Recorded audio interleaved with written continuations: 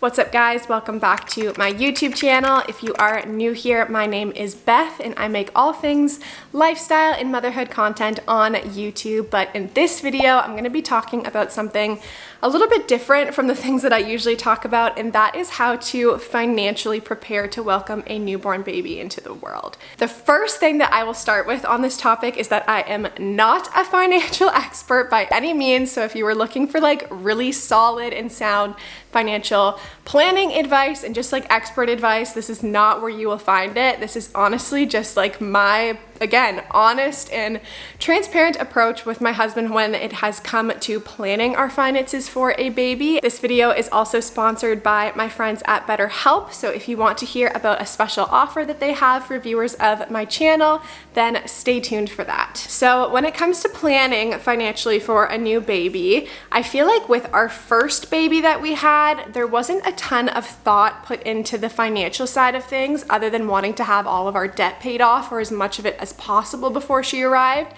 Outside of that, I feel like it was just kind of like I found out that I was pregnant, and so then retroactively we tried to save as much as possible. We've tried to be honestly a lot more like strategic and intentional this time when it has come to like planning out the months that I'll be off and thinking about what our budget is going to look like, what we want to spend in certain areas and all of that different kind of stuff. So I'm going to share some of that stuff with you guys today in hopes that it can encourage you as well, because honestly there is a lot of stress already that comes with welcoming a baby into the world. Like you're thinking about how the dynamic of your life is going to change. If you have a partner or a spouse, you're thinking about how that relationship is going to change. The lack of sleep, labor and delivery has certainly been on my mind a lot in the last couple of weeks, and there's honestly just a lot of stress around it all. And I think for me personally, that's one of the things that can cause a lot of anxiety, and that's why I'm actually really excited to be able to partner with BetterHelp on today's video. If you are stressed about welcoming a new baby into the world, BetterHelp could be right for you. It is an online platform that offers licensed therapists who are trained to listen and help you walk through whatever season of life you are currently navigating. If you are someone that doesn't really love going to therapy in a public environment, the nice thing about BetterHelp is that it is private. You can do it at your convenience, and there are over 20,000 therapists in their network, so you can actually find someone that is a perfect match for you. All you have to do is fill out a questionnaire with a little bit more information about you and what you may be experiencing, and you can be matched with a licensed therapist that you can talk to from anywhere in the world within as little as 48 hours. As someone that might be welcoming a new baby, you probably have a lot going on, so the fact that you can schedule phone and video sessions is super valuable. Plus, you can message your therapist with unlimited messages at any point in time to keep the conversation going. And if you find that the therapist that you match with is not a great fit for you, you can always match with someone new. I've mentioned this in a previous video, but before we welcomed our first baby, going through therapy was something that was incredibly helpful for me. I think that it was an opportunity for me to process a lot of deep fears that I had about becoming a mom and how I was going to be with that, what it was going to mean for my marriage and my finances. And so I can't recommend it enough if it is not something that you have thought about before welcoming your baby into the world. Today could be the day that you decide to take charge of your mental health as well and join the over 3 million people that have matched with a BetterHelp licensed therapist. And BetterHelp is offering viewers of my channel 10% off of their first month with the platform. So if you want to redeem that discount, all you have to do is go to betterhelp.com/BethMoore, and that is BetterHelp, HELP.com/BethMoore. I'll put the link here on this video, but I will also pin it in the comments section and in the description box so you guys can find it really easily. Again, it is BetterHelp, and that is BetterHelp.com/BethMoore to get 10% off of your first month with BetterHelp today. All right, so I'm gonna go through a bunch of different steps that I feel like are good to take in kind of a linear approach once you know that a baby is coming or you want a baby to come soon. And the first step that I would say is that you should start setting aside money for a baby or maternity leave in general as soon as you know that you want to start trying. I feel like this is one of those things that we can sometimes forget is kind of like a financial goal. A lot of people will start to save up for a house or a car or their education, but they don't often think about a baby being one of those like big financial milestones as well. But when you think about it, like outside of all of the expenses that can come with a baby, it also is quite a big expense to not be working for a period of time after your baby arrives. So if you have the opportunity to start saving now, if it's even on your radar that you want to have a baby soon, I would totally recommend that.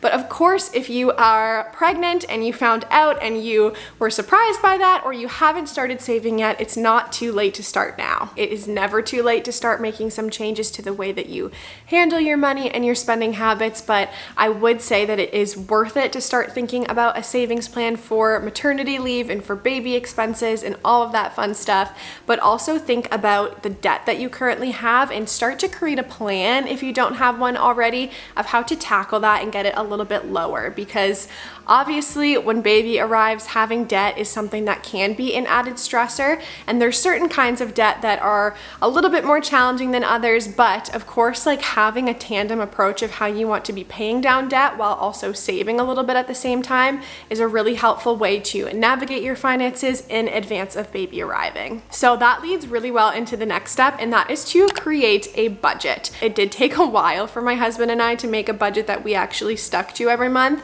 and even now we're not perfect with it, but you would be like shocked at the number of people that actually don't have a budget and just kind of wing it with their finances month to month. And I feel like that is a surefire way to be stressed about your money, because you don't know what's coming in, you don't know where money is going, and that you're just left at the end of the month with whatever is there, and whether or not that's enough for the next month and what's about to come up is just kind of up to chance a little bit more when you don't have a budget. And so creating a budget that you feel really comfortable with, that is strict but also has wiggle room where wiggle room is needed, is one of those things that has just taken so much stress off of my husband and I, and has also allowed us to have a little bit more freedom. It seems like a backwards thing because you would think that a budget is very restrictive, and I know that that's something that I struggled with at the start, was feeling like, am I never going to be able to buy the fun things that I want to buy anymore? But having actual room for them in the budget in like an appropriate way allows me to still do that without feeling the stress of actually spending that money. With our budget, we have a certain amount allocated for a bunch of different things like groceries, housing, gas, insurance, savings, even our financial generosity towards others. We've got buckets in there for fun things like hair and makeup and clothing, and what we are going to actually allow ourselves to spend on our baby, and now babies plural, each month. And there are so many great apps for that. We use one that is called EveryDollar. We actually just use the free version of it. I think there's a paid version of it as well, but for us, the free has been totally fine.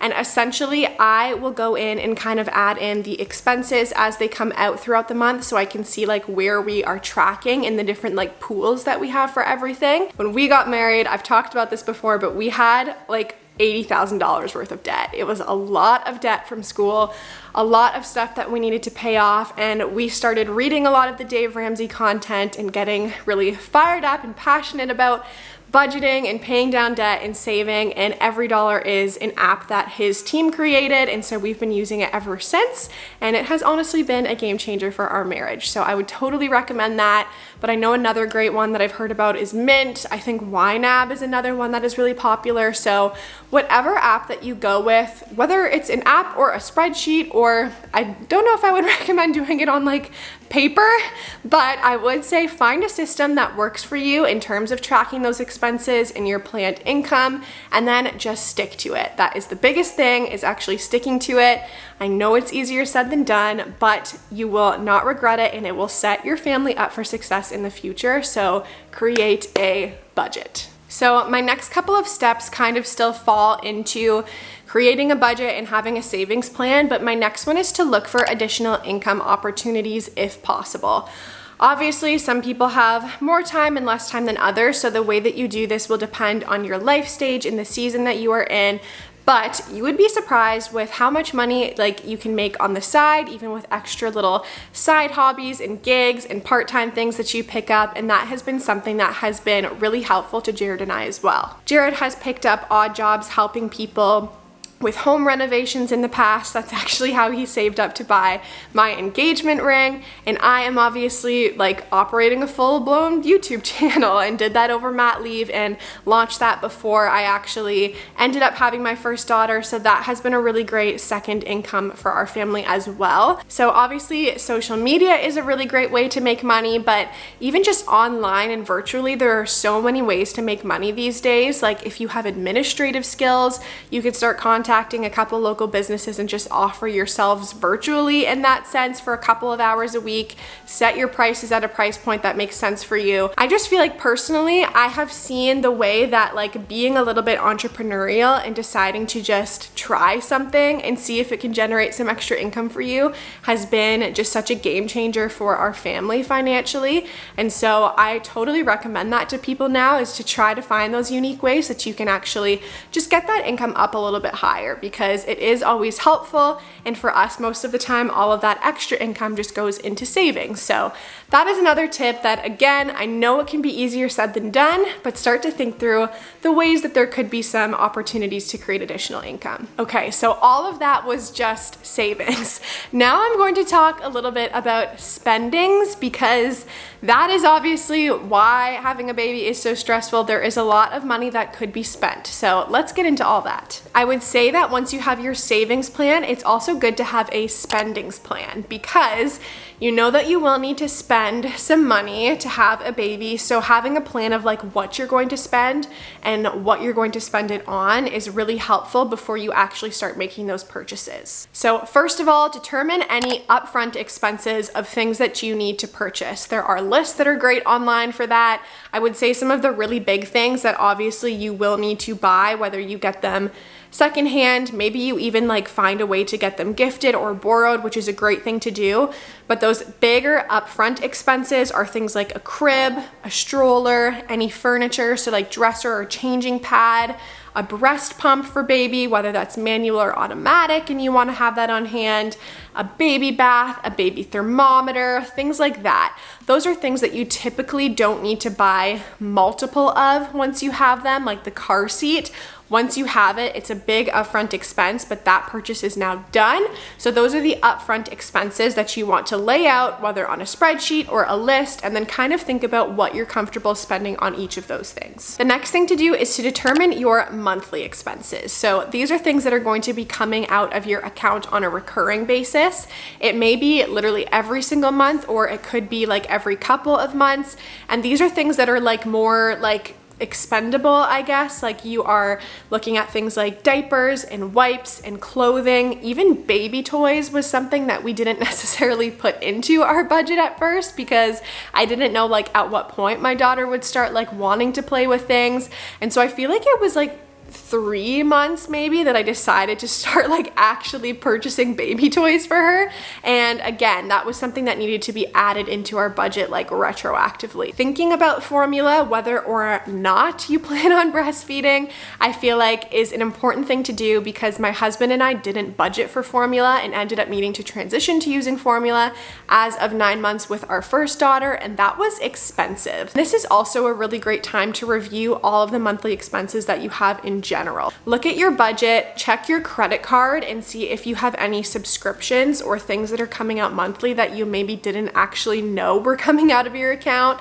I know for us, we can oftentimes sign up for like free trials or memberships with different programs and then totally forget that we did it. So go through your credit card and actually check to make sure that you've eliminated unnecessary expenses and that they match what is in your planned budget, and then determine the level of comfortability that you have to spend on each one of these like expendable items for your baby as well. So this next one is an important one to mention, especially for people that live outside Canada, and that is to, after you have thought about your monthly expenses and your upfront expenses, to consider the cost of labor and delivery. This can vary a lot depending on on your insurance provider, the location that you live in. For example, for me here in Canada, we have insurance and we have free healthcare in Canada. Obviously, we pay taxes for that, but it was only, I think, $99 after insurance covered the bulk of it to have a private room to deliver my daughter Vivian in the hospital. And I know in the States that delivering in the hospital can be anywhere from like $5,000, $10,000, even like $15,000 depending on the type of delivery, whether you needed to have more nurses in there, you got the epidural, or you decided to have a cesarean, or you needed to have a cesarean. There are a number of things that are factored into that, so definitely take some time to think about that. Go over your insurance and think about what is included in that, and make a plan for where you want to give birth as well. I'm not saying that home birth is a great alternative to take because you want to avoid the cost of the hospital, but if you've never looked into home birth, it may be something that's worth doing because it can typically be a lot more affordable for those that are low risk pregnancies. I think I've heard that in the States it can be anywhere from like $300 to $1,000 to have a home birth. So again, I don't want to speak too much into this because I know that it is such a different landscape than where I stand in Canada, and I'm very, very grateful for the fact that it's not something that is an additional kind of worry on top of all the other expenses. My heart goes out to you if you are stressed about the financial cost of delivering your baby, but definitely do take some time to think about it instead of avoiding it, because it is one of those things that you want to factor into the plans that you are making financially before your baby arrives. When it comes to actually saving money in your spendings plan, there are lots of ways that you can do this. One of the ways is that you can look for secondhand items. So I have done this with many, many things. The first time around, not so much because we ended up having a baby shower that really did help us cover the cost of a lot of things. But for things that we didn't have yet, like a baby tub, a nursing pillow, I ended up borrowing a lot of that from friends that had had a baby but weren't currently using that gear. And so that was a really easy and free way for me to check a lot of those items off of my list. But you can also get secondhand items at stores that have baby products at a discounted rate, like Once Upon a Child. We have that here in Canada, and I've absolutely loved going there and just doing like big hauls of things for like $3, $5, and getting our daughter set up for different seasons, because that's one thing that always sneaks up on me is the cost of baby clothes. So look for secondhand items where possible. Another great place to look for secondhand is Facebook Marketplace. So if you have a list, especially of those like upfront things that you need, like a crib, a stroller, a dresser, look on Marketplace. We did that for basically our daughter's entire nursery, and I'll insert a video of her nursery tour here. I think it turned out really, really nicely, but one of the things that I get comments on a lot is people being like, I'm so annoyed that I can't like get the link for this thing because I got it on Facebook Marketplace. So that is one great way that you can save a lot of money, is just being a little bit craftier and just making a list of things and checking Facebook Marketplace every once in a while to see if anyone in your area is selling them at a lower price. In that same vein, in your spendings plan, also look for sales. So the nice thing is that you are pregnant for 9 months, and in a 9-month time period, there are lots of different times in the year where sales might be happening. So if you get pregnant in the summer and are going to be pregnant over Christmas, then definitely try and plan a lot of your spendings around Black Friday and Christmas and Boxing Day, because so many baby brands will do significant markdowns on their items that won't happen at any other point in time throughout the year. So for us right now, we're almost ready in terms of everything we need to buy for our second baby, but there are a couple of things that on Labor Day weekend, I'm checking to see if there are sales on, because I just like to save money here and there whenever I can, and looking for sales throughout the year is a great way to do that. Another thing that a lot of people don't think about is registry completion discounts. So if you have made a baby registry that you're using for your baby shower, if you're having one of those, a lot of the time you will get a completion discount at the end. So I'm not sure if it doesn't apply until after baby is born, which I know can be kind of stressful because you want to get everything ready at once. But if there are things like a high chair that maybe you don't need until 6 months, look for a registry completion discount. See if you could get like 10% off of it through the website that you've registered pressured for, and that is another way that you can save some money. On that note, another thing that I will say is I know it's hard, but try not to feel the pressure to have everything purchased before your baby is born. I definitely felt this way. I was like a kid going back to school. I wanted to have everything in my backpack. I wanted to be fully prepared for the first day, and that meant that I was like buying things that I wasn't gonna need for like literally 6 to 12 months after her birth. And that was a dumb thing to do, because if you don't have cash on hand for something today, don't put yourself into further debt to buy it today when you don't even need it today. Like, it's just gonna cause unnecessary stress and worry. If you wait a few months, you don't know what happens. You might find something on Facebook Marketplace that's literally like 50% off of what you would pay today. You might have a friend that doesn't need it anymore and offers it to you for free. So then that expense is now totally removed from your budget. So take a deep breath, remind yourself that babies don't need much in the first few months, and try to just like limit the amount that you are spending today, because there is always time to get that stuff in the future. So now that I have gone over savings plans and spendings plans, the next thing that I'm going to go into is your long-term costs of having a baby, because if you haven't thought about it yet, your baby will only stay a baby for so long. They actually do grow up to be toddlers, and then to be children, and then teenagers and adults, and all of those different stages have costs that are associated with them, of course. So thinking about childcare is obviously one of those things that is a big thought for moms, but sometimes you put that thought off because you just want to welcome your baby and you want to be with them. I know that's how I felt personally about it. But having a game plan, or at least an ideal version of what would happen childcare wise, and then what you're actually able to pay, I think is really important to do. So there are a number of different ways that childcare can happen. It could be a public daycare, it could be a private daycare. Maybe your mom is retired and is local and wants to actually watch your baby while you're at work during the day. So obviously there's lots of different ways that you can go about this, but having a plan and then thinking through like what each of the costs will be in the different scenarios is really important. I know for myself, my preference was to have Vivian be with a friend of ours or someone that we knew well, that we really knew and trusted. And so we had that in mind, but then also I didn't have that confirmed when I had her. So I also needed to consider the cost of what it would look like for her to go back, and if we could make that work like in a public daycare. And the other day I was just curious, we drove by a daycare by our house, and it was literally $1,500 a month a child to have them in daycare, which to me is just like so astronomical, but it's important to think about. At some point soon, if you know you're going to have a baby, just think about that when it comes to the way that you are structuring your budget and your finances. There are obviously a bunch of other long-term costs, so things like life insurance, health insurance, education savings plans. Some people want to start saving for education right when their kids are born. That is something that you'll probably experience, is a lot of companies reaching out to you, like telling you to set up the education savings plan. There's time to think about all of that as well, so try not to get too overwhelmed, but it is important to put some thought into these things that are going to be coming up soon. The final step that I will recommend in this is to practice living on less. So this is one of those things that has been like such a valuable thing for Jared and I, is we always try to live within our means and not go beyond that.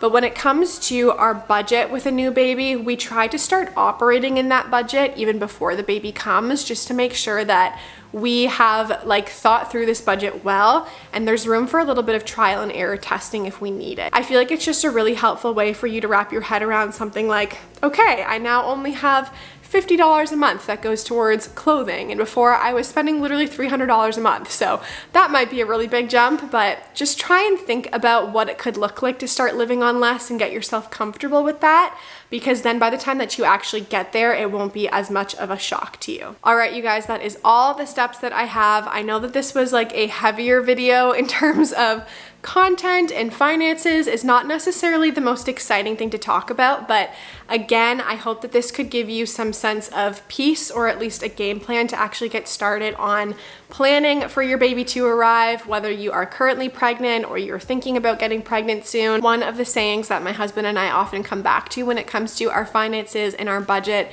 is that if you fail to plan, you can plan to fail. And that's just not something that we want for our family or for our marriage or for us as individuals, to be stressed about finances and to not have put the thought into them. And I think sometimes it can be easier to just avoid it entirely and just kind of assume everything's gonna work out, because once you actually look at your finances, you know where you're at, and a lot of the time it's not where we wanna be.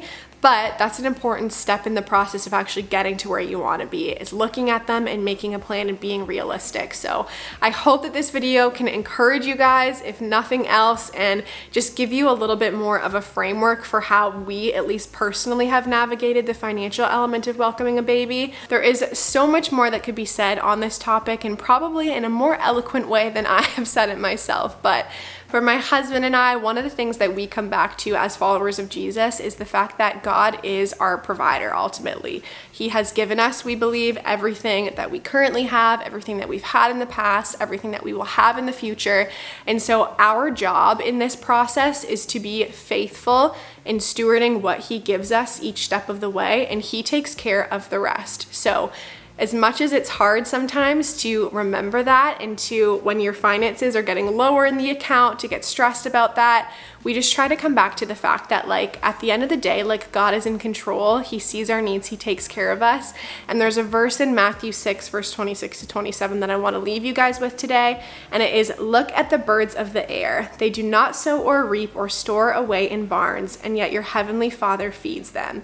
Are you not much more valuable than they? Can any one of you, by worrying, add a single hour to your life?"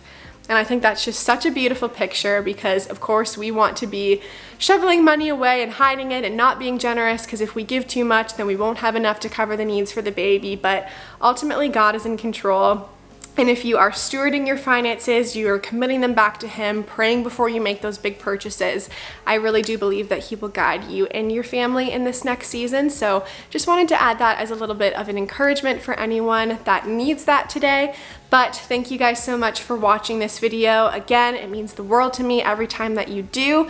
If you know a mom that could really benefit from this video, I would love it if you could share it with her. Comment down below if you have any other tips on how you get your budget or your finances ready for a big season and transition of life like having a baby, because I would love to hear those too. But just to remind you guys, you can get 10% off your first month with BetterHelp. The link is in the description box and in the comment section. It is betterhelp.com/BethMoore. But until my next video, I love you guys, I'm praying for you guys, and I will see you soon.